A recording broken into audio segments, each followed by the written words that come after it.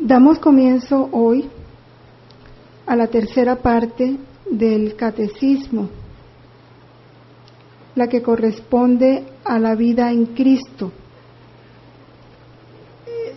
Yéndonos un poco atrás, la primera parte del catecismo estaba toda referida a las verdades que debemos creer, y tiene como núcleo esa primera parte el credo.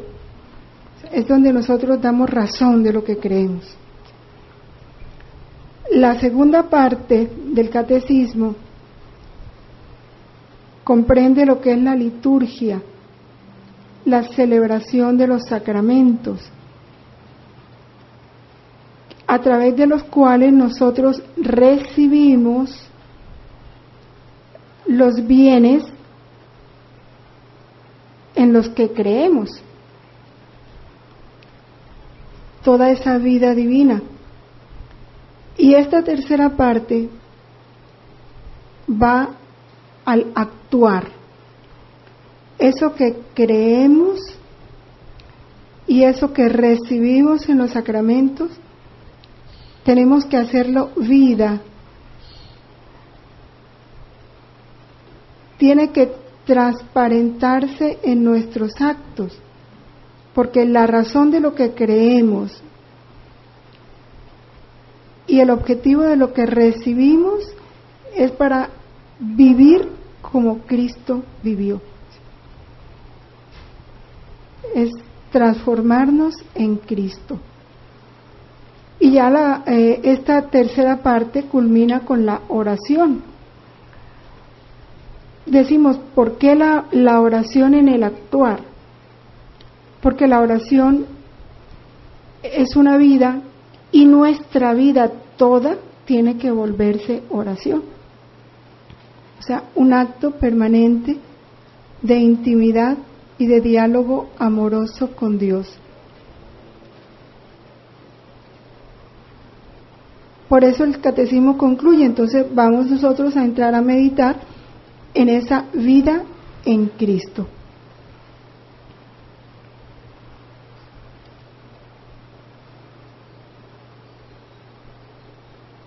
La vida en Cristo, hablar de la vida en Cristo, es hablar de la vida en el Espíritu, porque sabemos nosotros que el Espíritu del Padre y el Espíritu del Hijo, ese se nos fue dado a nosotros en el bautismo y se nos dio para que viviéramos en ese Espíritu, bajo su impulso, dóciles a sus movimientos y a sus inspiraciones. Es el Espíritu Santo el que tiene que regir todo nuestro actuar. Así como en el Evangelio el Espíritu Santo condujo a Cristo al desierto, el Espíritu Santo llenó toda su vida. Igual tiene que ser en nosotros, porque ese Espíritu ya se nos fue dado.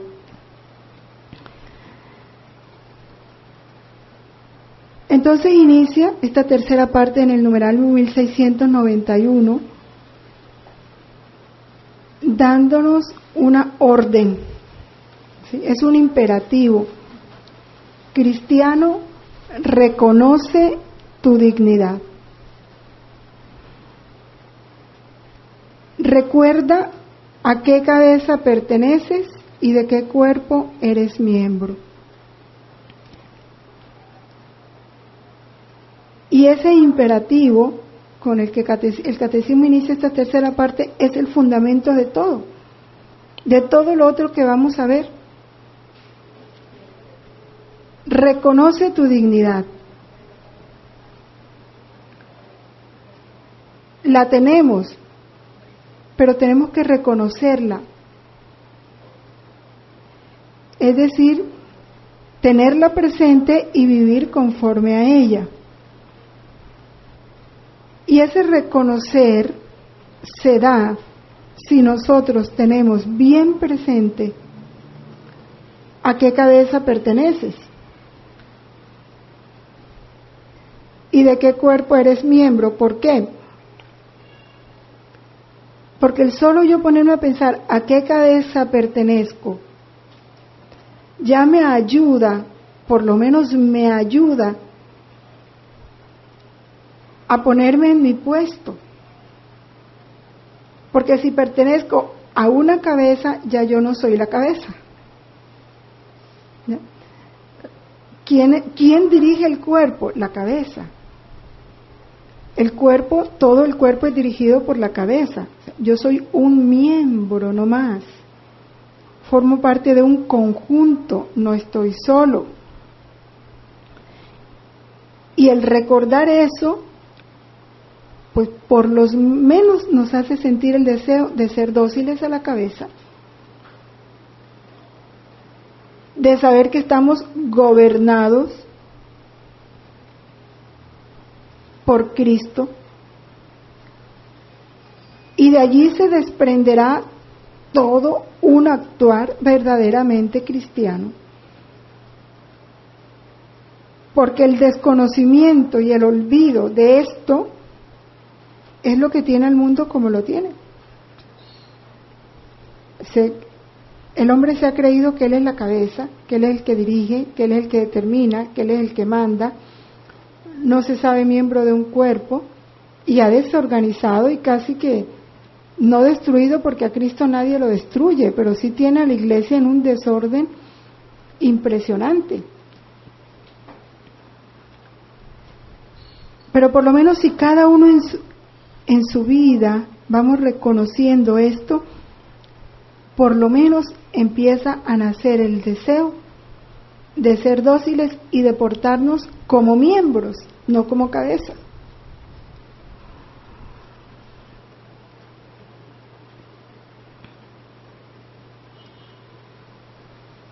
Esta dignidad del hombre,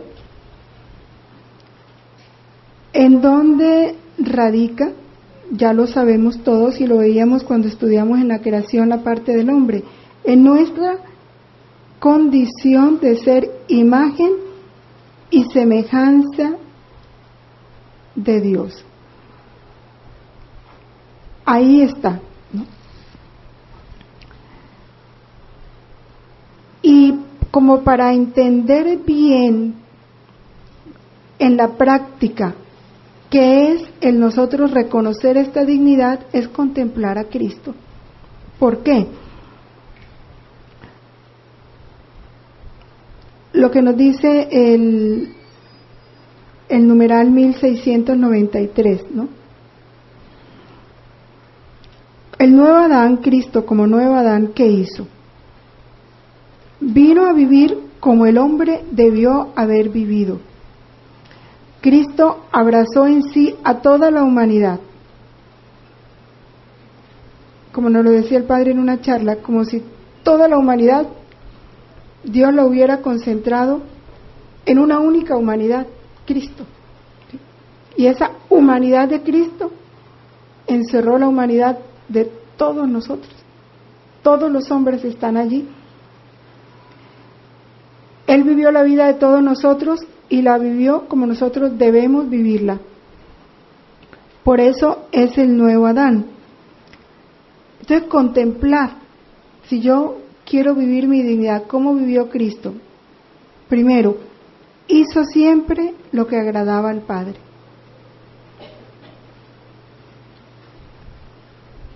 Ahí empieza el fundamento de nuestra dignidad.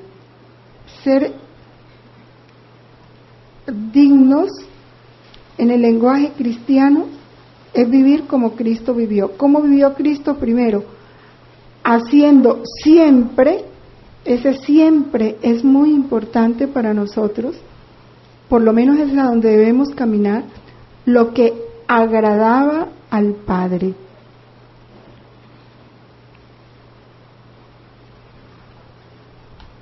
Ahí van incluidos los mandamientos, ¿sí? Todo el Evangelio, porque ¿cómo sé yo lo que agrada al Padre? Ya Jesús nos lo dijo, ¿qué es lo que agrada al Padre? Segundo punto, vivió siempre en perfecta comunión con Él.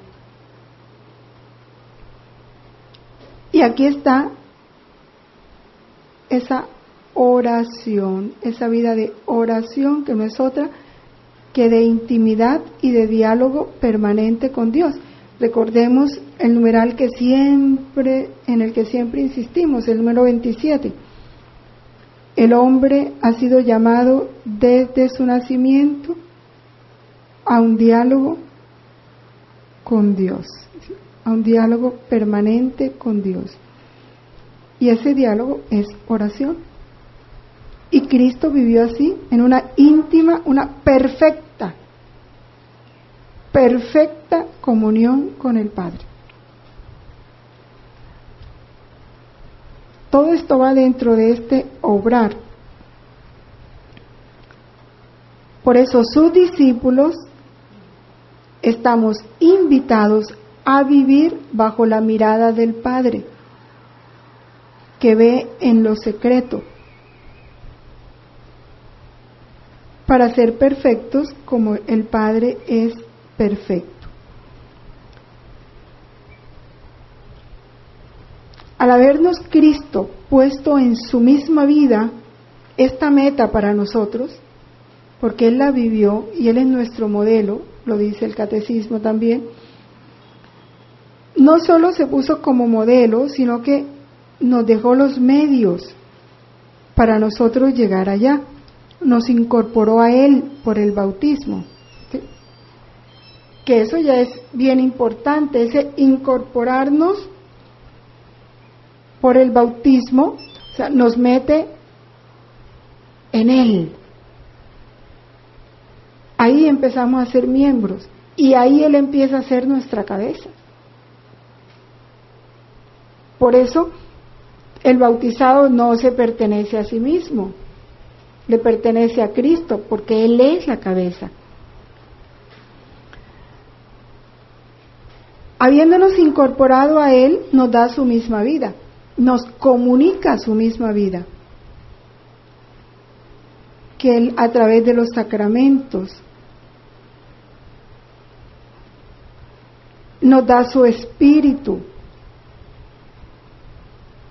se hace Él alimento para nosotros, para que vivamos como Él vivió, imitadores de Dios e hijos queridos, llamados a vivir en el amor, como lo dice la carta a los Efesios en su capítulo 5.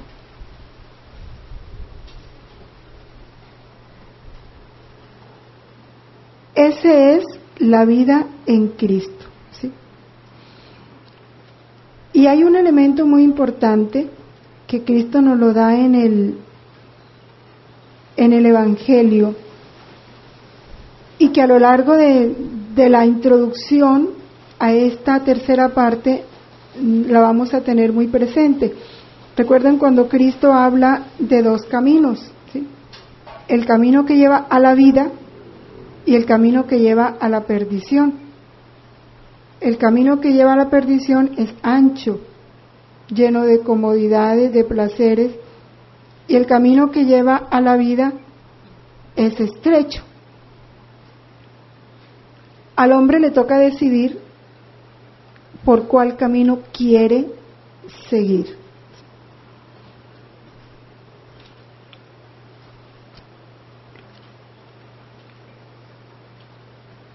Para nosotros poder vivir todo esto, entonces se nos empiezan, ya el catecismo nos empieza a dar muy brevemente una catequesis sobre el Espíritu Santo, sobre la vida de la gracia, sobre el pecado, sobre lo que es la libertad, la justicia, las virtudes humanas, virtudes cristianas, sobre el mandamiento de la caridad, sobre la Iglesia.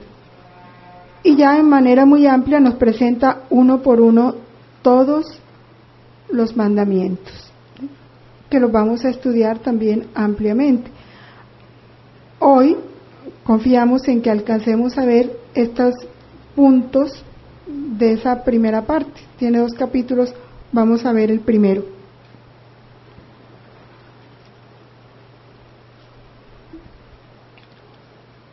El hombre como imagen de Dios.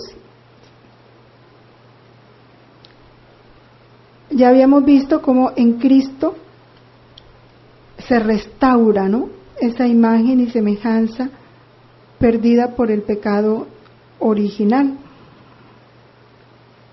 Hay una frase de la Constitución Gaudium Spes del Concilio Vaticano II, numeral 14, que vale la pena que la rumiemos, la meditemos, la saboreemos, porque eso cada vez nos va a ayudar a comprender más quién es Dios, quiénes somos nosotros y cuál es nuestra realidad frente a Dios.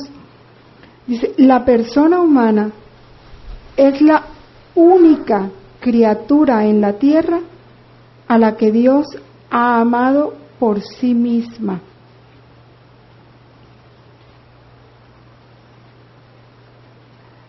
Desde su concepción está destinada a la bienaventuranza eterna. Desde su concepción. O sea,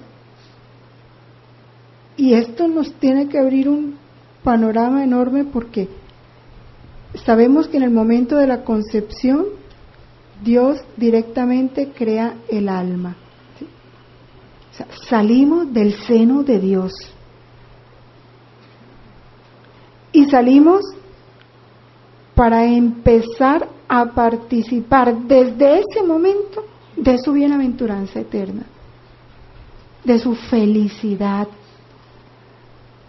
de su misma vida, porque somos sus hijos.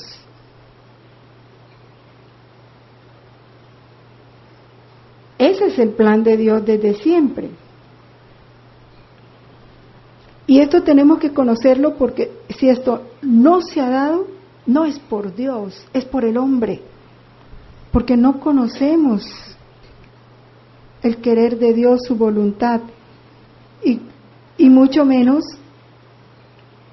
favorecemos su cumplimiento en la vida de cada criatura.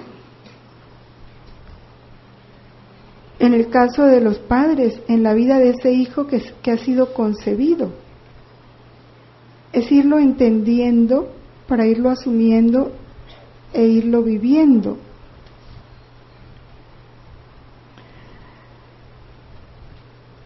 Y esta persona humana participa la luz y la fuerza del Espíritu Divino.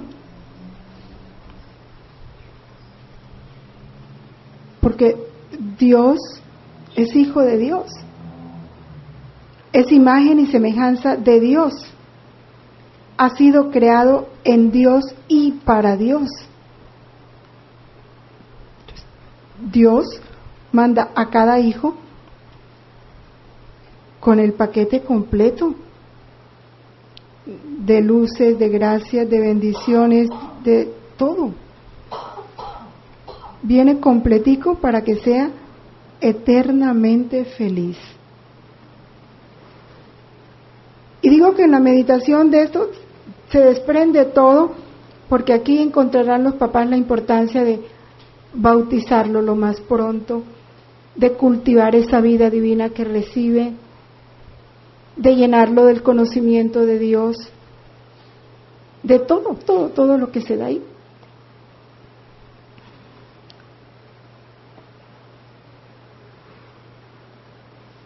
Y es en esa unión con Cristo, es donde el discípulo alcanza la perfección de la caridad, que es la santidad.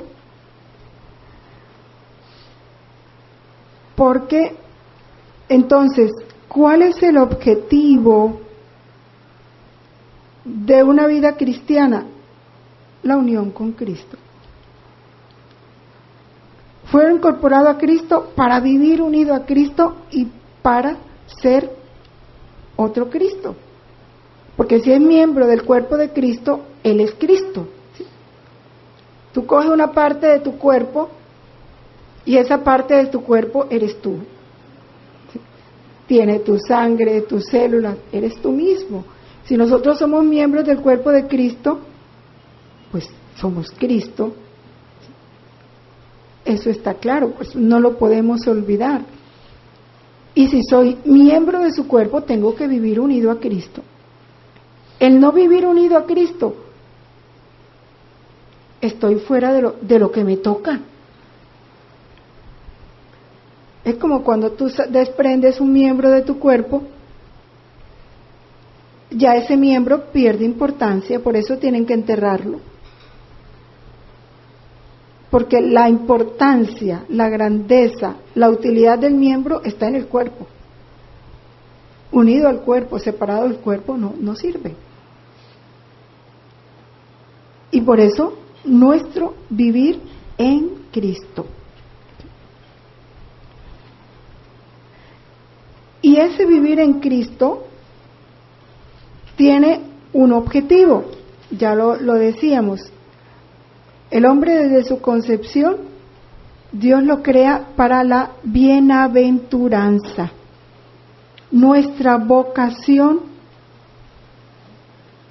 el llamado que Dios nos hace es a la bienaventuranza. Y es ponernos a pensar, Dios me creó, porque yo pudiera no haber existido, me creó para participarme de su felicidad eterna. Para eso me creó, para que fuera eternamente feliz, para que disfrutara con Él de toda esa felicidad que Él lleva consigo, porque me participa de su misma bienaventuranza. Esa es nuestra vocación. Que, como digo, dolorosamente el hombre haberse olvidado de todo esto hace que esté viviendo lo contrario.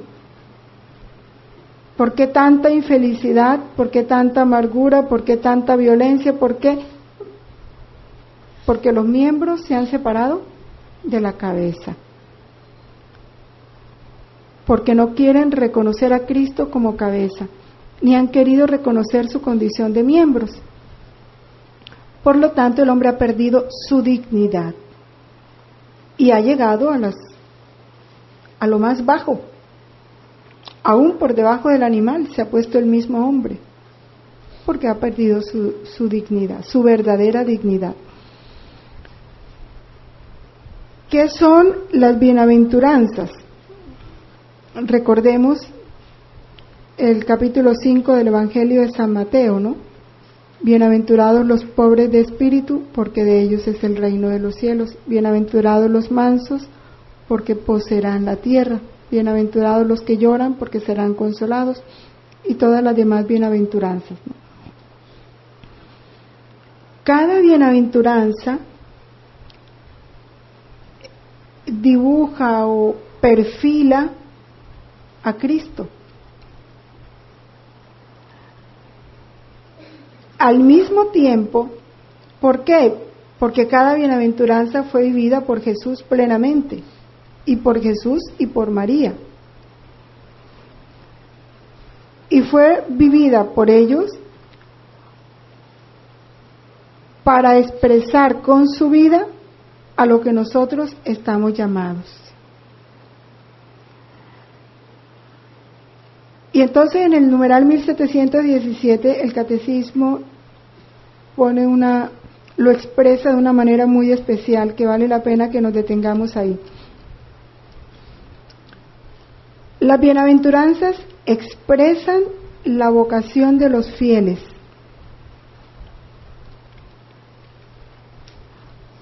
asociados a la gloria de su pasión y de su resurrección. No dice el catecismo asociados al dolor de su pasión, no. Dice asociados a la gloria de su pasión y de su resurrección. Precisamente por lo que dicen las bienaventuranzas, ¿sí? Porque cada bienaventuranza es como una paradoja, en el fondo parecen contradictorias, ¿no?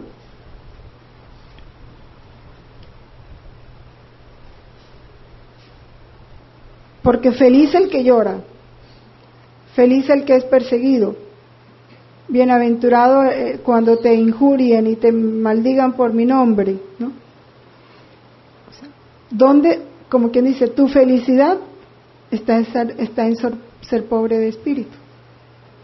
Tu felicidad está en ser manso, no en el responder con la misma moneda, ni en el da que te vienen dando, sino en el asumir con paciencia y con bondad las contradicciones, las injurias. Bienaventurados los misericordiosos. Tu felicidad está en ser misericordioso. Sabemos que la misericordia es precisamente en amar lo miserable, pero no para que se quede miserable, sino para engrandecerlo.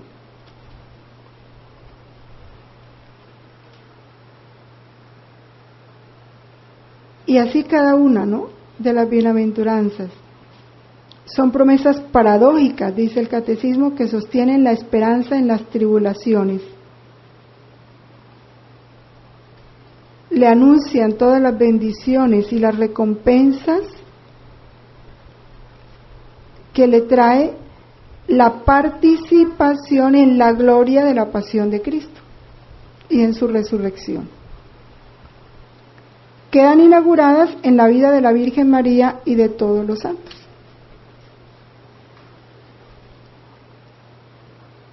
Y por eso no es sino contemplar esas vidas, porque precisamente porque son vida en Cristo, cada bienaventuranza te expresa la vida en Cristo, porque te está perfilando la vida de Cristo, y quien la vive está dejando que ese misterio de Cristo se reproduzca en él. Y lo vivirá como lo vivió Cristo. ¿Cómo lo vivió Cristo? Con gloria. La pasión de Cristo, Cristo la vivió con gloria. Por eso participamos de la gloria de su pasión. Entonces entendemos por qué la alegría de los mártires, cuando caminaban hacia el martirio, no iban temblando de miedo, no iban llorando, iban cantando, iban felices. Todo ese valor es la vida de Cristo en ellos. Eso era un vivir en Cristo. Por eso la fuerza. Porque lo tomaron como una gloria. ¿Sí? La gloria de la cruz. La gloria de la pasión de Cristo.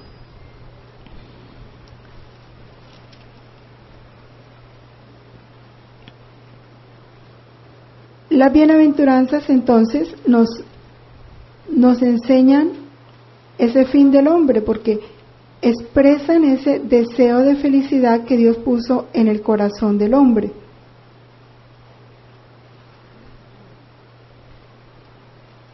¿Y para qué puso Dios ese deseo en el corazón del hombre? Para atraerlo a Él, porque como por el pecado original el hombre se alejó tanto de Dios, y Dios es felicidad en sí mismo y es la fuente de toda felicidad. Fuera de Dios no hay felicidad, no la hay. Y el que la busque fuera de Dios tendrá una felicidad momentánea, falsa. Y hasta que no vuelva a Dios, no encontrará su verdadera felicidad. Y ese deseo en el hombre es insaciable, solo se sacia en Dios.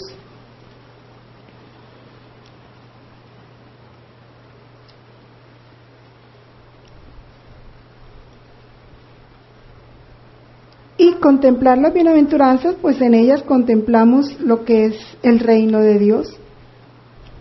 Y ya Dios nos los ha dicho en todas estas verdades sobre la divina voluntad, que el deseo de Él es que empecemos a vivir el cielo aquí en la tierra. Y empezar a vivir el cielo aquí en la tierra es empezar a vivir, a participar de la bienaventuranza, de esa felicidad de Dios desde aquí, de esa paz, de esa visión de Dios, en donde la fe va acrecentando tanto en que llega un momento en que el alma ve a Dios en todo, rompe con facilidad los velos de las apariencias, porque ve a Dios en todo. Empieza a participar de esa naturaleza divina, va poseyendo los atributos de Dios. De eso nos hablan mucho los salmos de la primera semana, ¿no? Cómo el alma va poseyendo, llenándose tanto de Dios que empieza a poseer la inmutabilidad de Dios, ¿sí? La inmensidad, todo lo de Dios. Va participando de esa naturaleza divina, empieza a vivir la verdadera vida del Hijo, su condición de filiación, y entra en el descanso de Dios. Vivir en la voluntad de Dios es vivir en el seno de la Trinidad, dice alguno de los escritos. Ella reposar en el seno de Dios. Quien vive en la voluntad de Dios es reposo de Dios en el alma y es reposo del alma en Dios.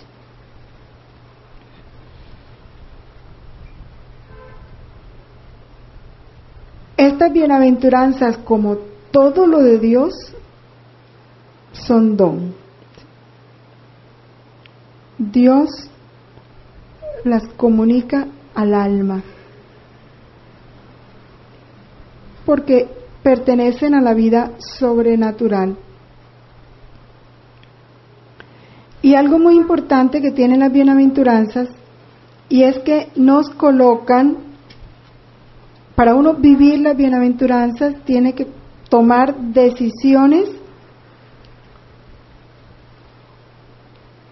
muy claras y muy firmes con respecto a los bienes terrenos.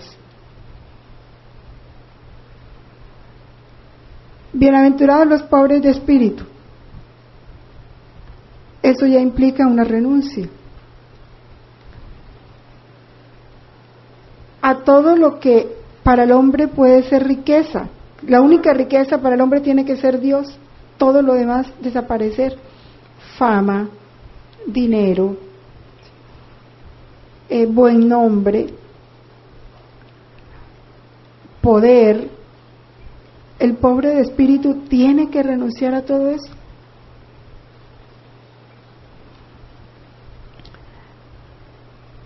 Hoy el mundo está midiendo todo según el dinero, ¿no? El valor de una persona se mide según su fortuna, su honorabilidad. Ya la honorabilidad de la persona está fundamentada en el dinero. Tanto vales cuanto tienes, ¿no? Es casi que el lema de hoy. Igual, vivir la bienaventuranza de la mansedumbre, hay que tomar opciones radicales y definitivas contra la venganza, contra el rencor, resentimiento, todo eso para poder ser manso, responder siempre amando, como dice el Papa, eso es el manso, lleno de paz y de bondad frente a toda circunstancia.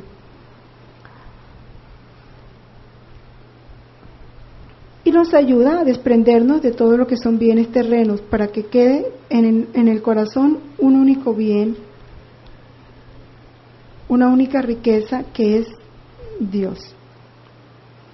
Entonces, meditar las bienaventuranzas nos ayuda mucho a ir entendiendo cuál es esta vida en Cristo que tenemos que llevar.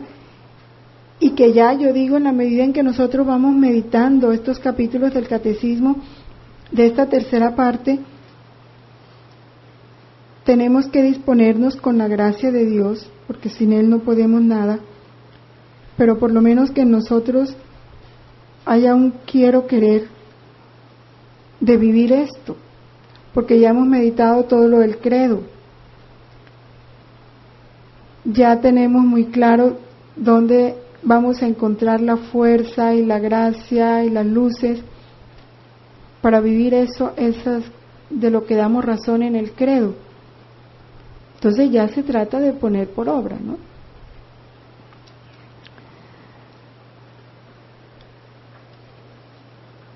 Cuando hablamos de opciones o decisiones, se está hablando del ejercicio de la libertad. El hombre es un ser racional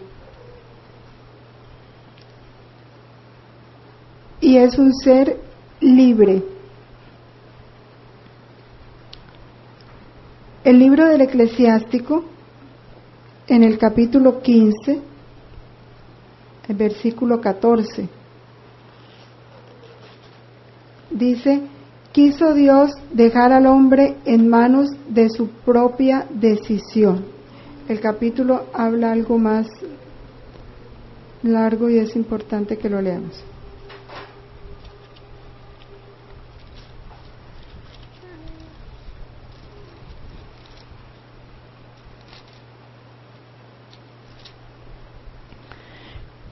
Dice: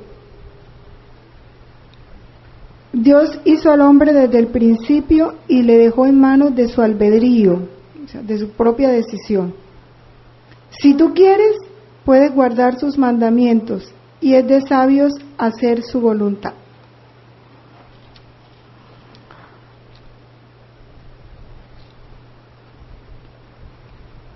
¿Para qué lo hizo Dios libre? Le dio una inteligencia, pero le dio una voluntad libre. En el numeral 1730, y ojalá lo subrayen, porque esto es clave para estos tiempos. Lo deja libre de modo que busque a su Creador sin coacciones, y adhiriéndose a Él, llegue libremente a la plena y feliz perfección. Sin coacciones, es clave. Dios no le gusta nada a la fuerza. Dios hizo al hombre libre, lo sacó de su seno, lo participa a su bienaventuranza eterna, le muestra ese camino de felicidad, le da los medios para que llegue a Él, le da todo el conocimiento, cómo caminar por ese camino, que es Él mismo, pero quiere que todo eso lo haga sin coacciones, libremente.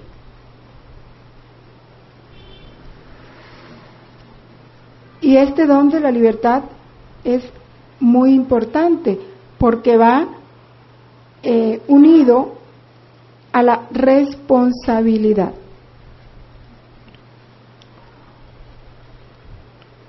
Esta libertad, lo define el catecismo, dice: en el hombre es una fuerza de crecimiento y de maduración en la verdad y en la bondad. La verdad relacionada con el conocimiento, la bondad relacionada con el actuar, ¿no? Inteligencia y voluntad.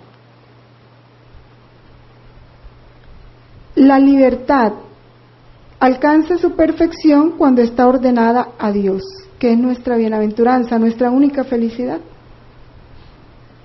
Porque es una fuerza de crecimiento y de maduración.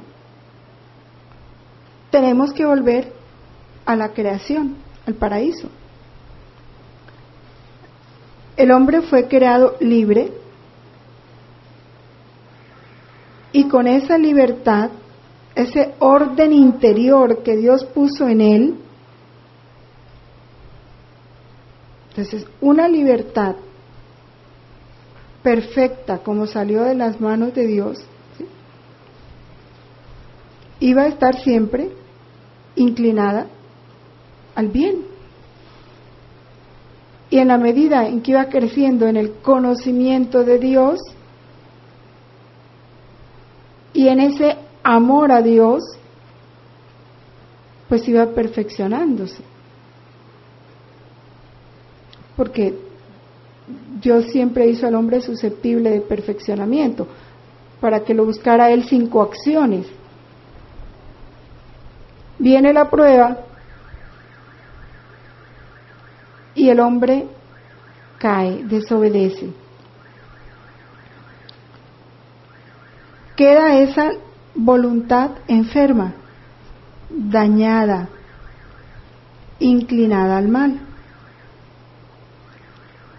Sin embargo, Dios, como papá infinitamente bueno y amoroso, no deja a su hijo caído, no lo abandona, ¿no?, en su propio pecado, sino que envía a su hijo y da todos los medios para que esa voluntad enferma se vaya restaurando, se vaya sanando, vaya creciendo, se vaya fortaleciendo y alcance la plenitud, la perfección de esa libertad. Por eso dice, hasta que no llega a encontrarse con su bien último, que es Dios, la libertad implica la posibilidad de elegir entre el bien y el mal. Por tanto, de crecer en perfección o de flaquear. Esto es bueno entenderlo, porque la verdadera libertad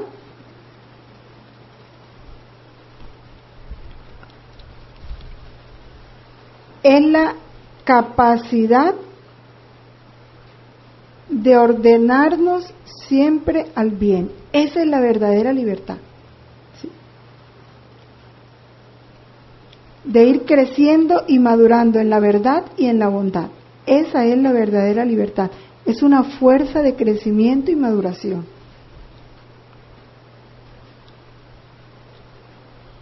Pero por el pecado original, porque nos apartamos de Dios,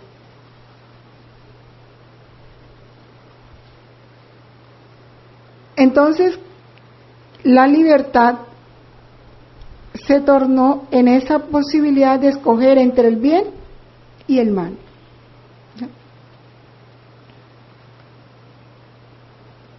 Por eso dice el catecismo, hasta que el hombre no llegue a ese encuentro pleno con Dios, la libertad no deja de ser una elección entre el bien y el mal. Por eso dice el Evangelio que solo la verdad nos hará libres, verdaderamente libres, porque ya no habrá la opción del bien y el mal. Ya tu voluntad unificada con Dios va a tender siempre al bien. Pero eso lo va dando la unión con Dios. Recordemos, creo que es en los cassettes de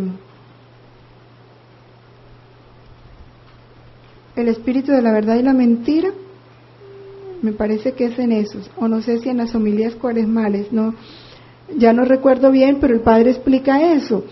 El padre dice, ya para algunos robar no es ni tentación, o matar no es ni tentación, es que no, es que no, tú no puedes decir, ay, tengo no la tienes, nunca la vas a tener ya, porque el alma ya apartada del pecado, iniciada en la vida de la gracia, ya todo eso va perdiendo fuerza y ya no, nada. Tendrás otras tentaciones, criticar, mentir, ¿sí? Entonces, en la medida en que el hombre va uniéndose más y más a Dios y va entrando más en esa vida de Cristo y dejando que Cristo sea más su vida, pues la libertad va cogiendo su verdadero sentido. ¿Sí? que es el encaminarse siempre a la verdad y a la bondad.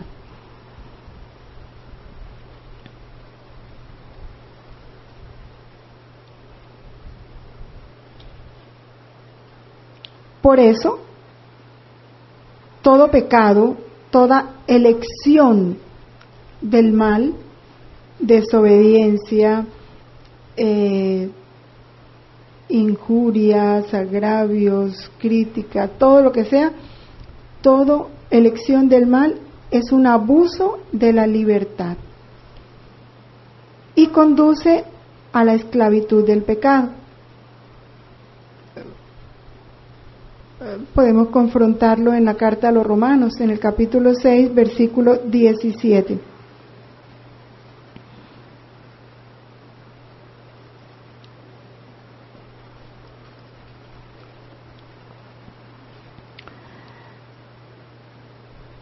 Para ser libres nos liberó Cristo, pues para eso Cristo murió. ¿Para qué? Para que fuéramos verdaderamente libres. La segunda carta a los Corintios, en el capítulo 3, versículo 17, también dice: donde está el Espíritu, allí está la libertad.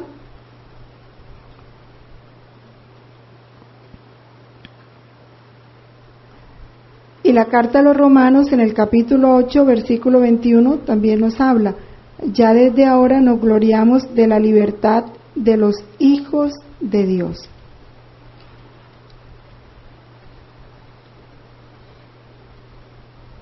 Entonces es un primer objetivo de nosotros, ¿no? Alcanzar esa verdadera libertad, la perfección de nuestra libertad, ordenándonos a Dios. La libertad nos hace entonces responsables de nuestros actos. En la medida, hay dos condiciones que hace que los actos que nos hacen responsables de nuestros actos, ¿no? ¿Cuáles son esas dos? Primera, el conocimiento.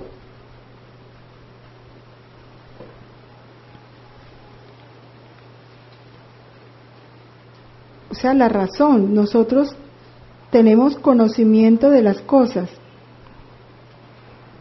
conocimiento del bien. Y otra condición, ¿sí?, el deliberar, o sea, la capacidad de decidir.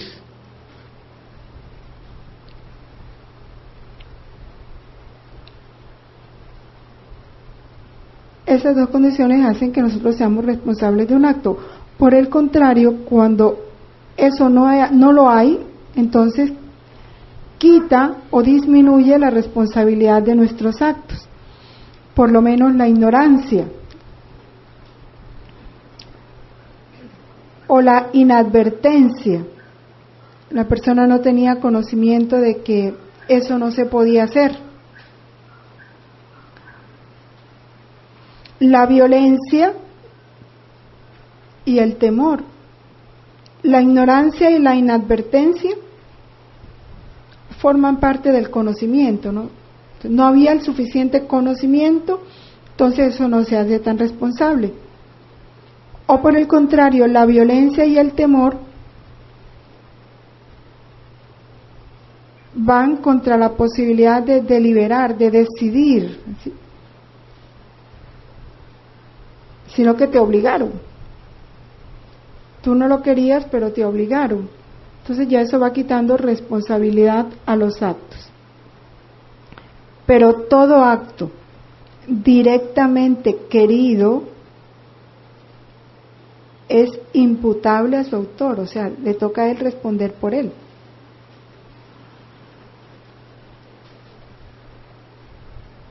Sobre esto el Catecismo anota unas cosas que es muy importante que nosotros conozcamos. La primera,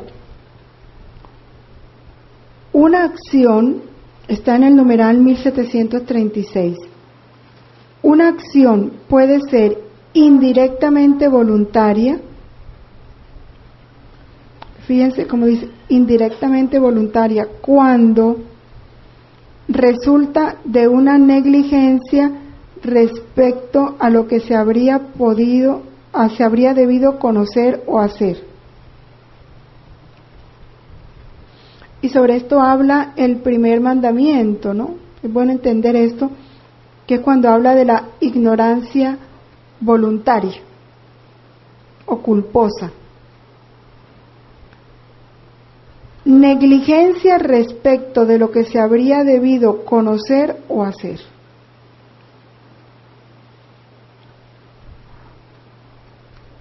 Todos tenemos el deber,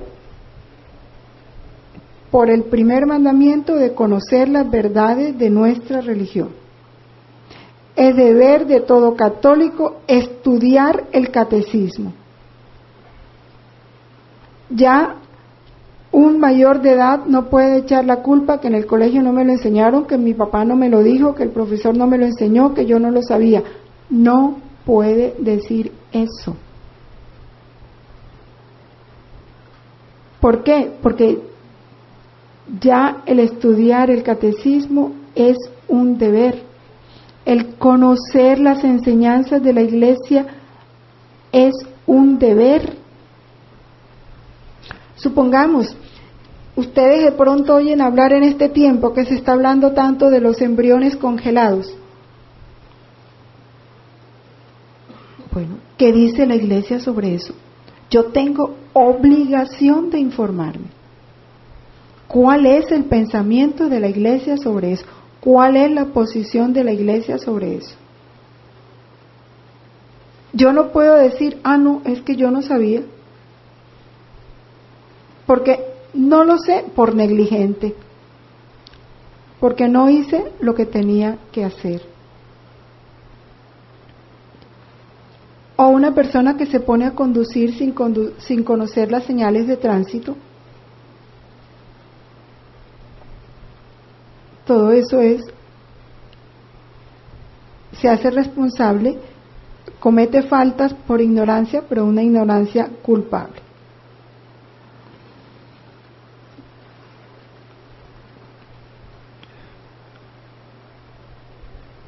Hay otro punto importante, porque todo esto ya al estudiar los mandamientos nos va dando más luz, ¿no? Sobre culpabilidad, no culpabilidad, se cometió pecado, no se cometió pecado, entonces uno tiene que tener estas cosas muy claras. En el numeral 1737 dice, un efecto, sabemos que el efecto es lo que resulta de algo, ¿no? Hay causa y efecto. Una infección es la causa. El efecto es la fiebre, la hinchazón, ¿ya? Un efecto puede ser tolerado sin ser querido por el que actúa. Por ejemplo, el agotamiento de una madre en la cabecera de su hijo enfermo.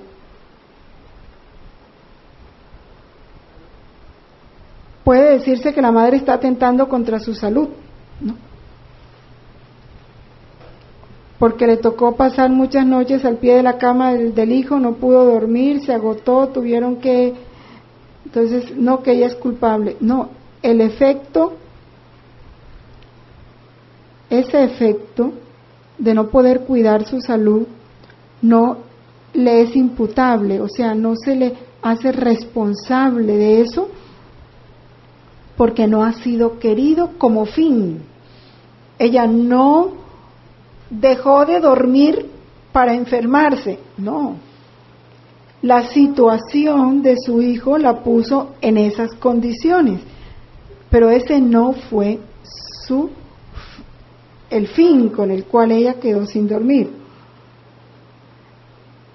ni tampoco como medio de la acción.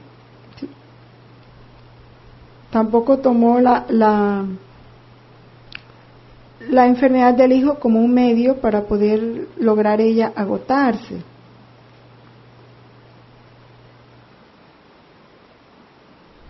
como cuando otra persona por salvar a otra muere ella. Tampoco fue que ella quiso suicidarse, sí. En el fondo, ella se provocó la muerte. Pero eso no era el fin de ella. El fin era salvar a esa persona. Y tal vez el medio que empleó, que pudo ser tirarle una cuerda para jalarla y resulta que no tuvo la fuerza y se hundió y se fue ella, lo que hubiera pasado no estaba en su pensamiento, ni lograr ese medio para eso, ni alcanzar ese fin. Entonces, de esos actos ella no es responsable.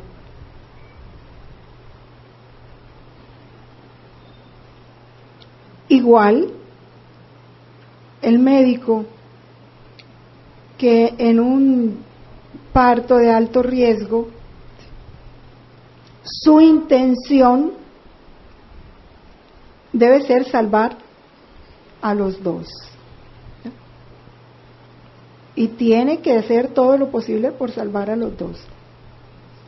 Ya, si en ese esfuerzo muere uno o mueren los dos, ya él no es responsable de ese hecho. Si dentro de todo su trabajo estuvo el salvar esas dos vidas.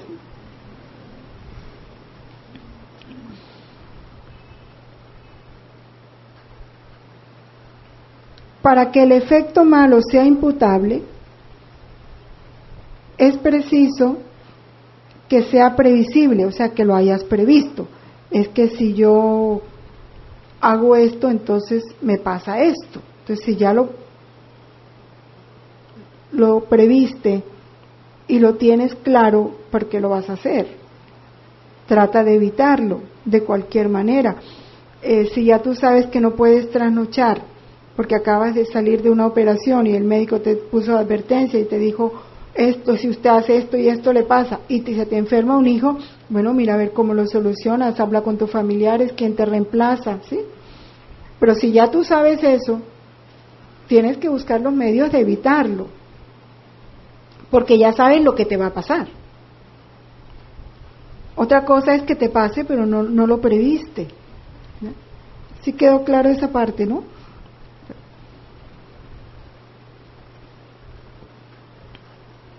Y que el que actúa tenga la posibilidad de evitarlo, ya lo veíamos, ¿no? Que tengas forma de evitarlo. Como el homicidio cometido por un conductor en estado de embriaguez, está claro.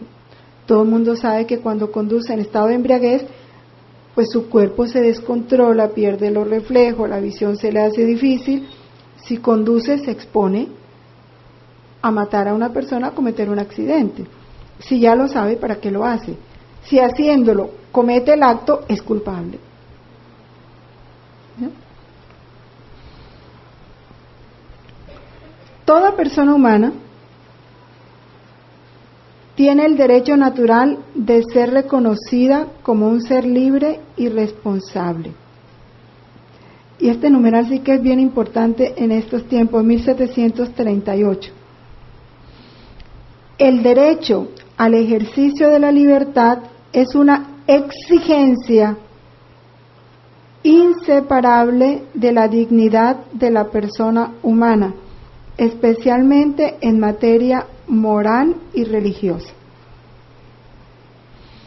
Este derecho debe ser reconocido y protegido civilmente dentro de los límites del bien común y del orden público. Y este numeral sí que está siendo pisoteado hoy, tremendamente pisoteado. En un tiempo en que con mayúsculas y entre comillas se exige el respeto a los derechos y a la libertad, y con la exigencia del respeto al derecho y a la libertad se está pisoteando el derecho a la libertad. Y lo doloroso y lo triste es como que todo el mundo lo admite, como que les parece lo más natural, como que no hay fuerza para protestar. Es que miremos cómo está el mundo. Lo más cercano, ahorita que estuvimos por por los lados de Armenia y Pereira, que supimos, acababa de salir una ley en Tuluá para los mayores de 14 años o de 12. Obligación llevar el condón, si no les ponen multa.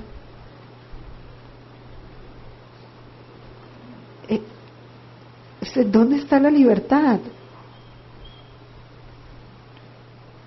Y son leyes que se van aceptando. En España, igual, el derecho a esto, de esto sale el derecho de la objeción de conciencia. A ti no te pueden obligar a realizar actos en contra de tu propia conciencia. Si tú como católico sabes que no debes apoyar el aborto,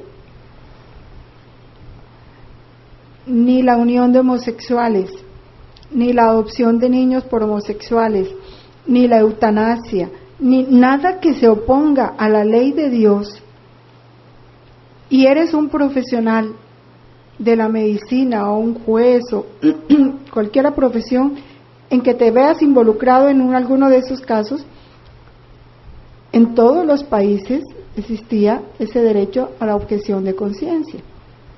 O sea, tú, no, por conciencia no puedo, no me pueden obligar a realizar un aborto, no me pueden obligar a un matrimonio civil, ni de personas, pues adulterios, ¿no? O fornicaciones, no me pueden obligar a matrimonios de homosexuales, que no son matrimonios, uniones. Pero ahora no. Ahora ya también la ley les quita ese derecho